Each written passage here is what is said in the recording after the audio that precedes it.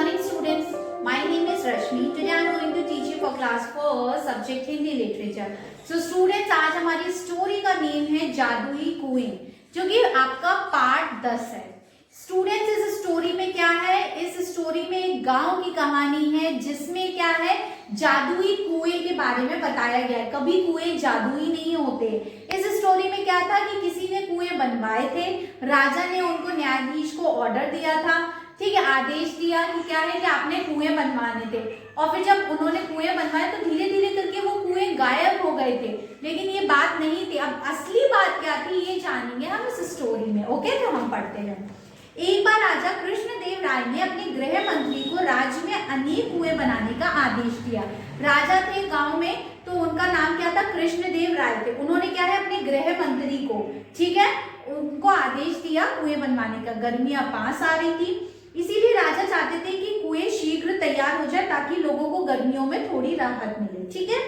गृह मंत्री ने इस कार्य के लिए शाही कोष से बहुत सारा धन लिया।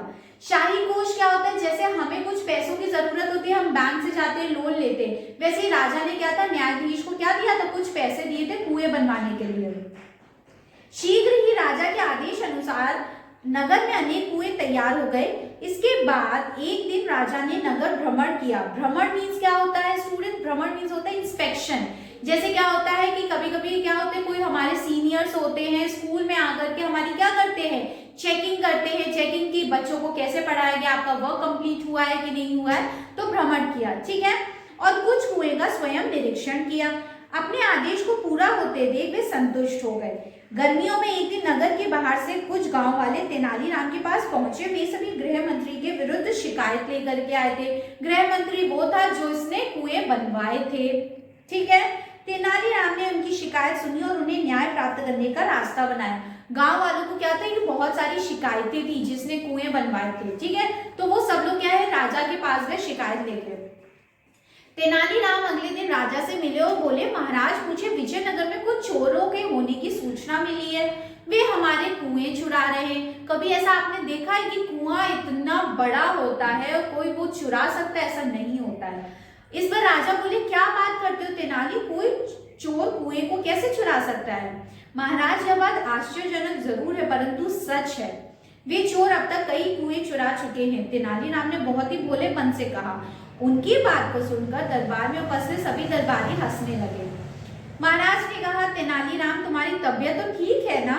आज कैसी बहकी बहकी बातें कर रहे हो? तुम्हारी बातों पर कोई भी व्यक्ति विश्वास नहीं कर सकता। महाराज, मैं जानता था कि आप मेरी बात पर विश्वास नहीं करेंगे, इसलिए मैं कुछ गांव वालों को अपने साथ लाया हूँ। वे सभी बाहर खड़े हैं। यदि आपको मुझ पर विश्वास नहीं है तो आप उन्हें दरबार में बुलाकर पूछ लीजिए, वे आपकी सारी बातों को विस्तार पूर्वक बता देंगे। राजा ने बाहर खड़े गांव वालों को दरबार में बुलाया। एक गांव वाला बोला, महाराज गृह मंत्री द्वारा बनाए गए सभी कुएं समाप्त हो गए हैं, आप स्वयं देख सकते हैं। राजा ने उनकी बात मान ली और गृह मंत्री तेनालीराम कुछ दरबारियों तथा गांव वालों के साथ कुएं का निरीक्षण करने के लिए गांव से निकल दिए, ठीक है। पूरे नगर का निरीक्षण करने के पश्चात उन्होंने पाया कि राजधानी के आसपास के अन्य स्थानों तथा गांव में कोई कुआं नहीं है, ठीक है। राजा को यह बात पता लगते ही गृह मंत्री घबरा गया। वास्तव में उसने कुछ कुओं को ही बनाने का आदेश दिया था। बचा हुआ धन उसने अपनी सुख सुविधाओं पर व्यय कर दिया। व्यय मीन्स क्या होता है? खर्च कर दिया। अब तक राजा भी तेनालीराम की बात का अर्थ समझ चुके थे। वे गृह मंत्री पर क्रोधित होने लगे। तभी तेनालीराम बीच में बोल पड़ा, महाराज इसमें इनका कोई दोष नहीं है। वास्तव में वे जादुई कुएं थे जो बनने के बाद कुछ दिन बाद ही हवा में समाप्त हो गए। अपनी बात समाप्त कर तेनालीराम गृह मंत्री की ओर देखने लगा। गृह मंत्री ने अपना सिर शर्म से झुका लिया। राजा ने गृह मंत्री को बहुत डांटा तथा उसे 100 कुएं बनवाने का आदेश दिया। इस कार्य की जिम्मेदारी तेनालीराम को सौंपी गई।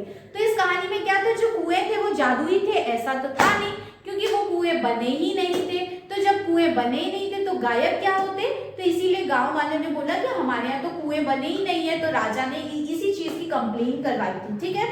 So students, I hope all of you understand this story and you enjoy this story. अगर आपको कुछ प्रॉब्लम होती है इस स्टोरी में, कुछ समझ में नहीं आया है So you can contact me on Google Meet and WhatsApp. Thank you and have a nice day and keep studying and keep learning.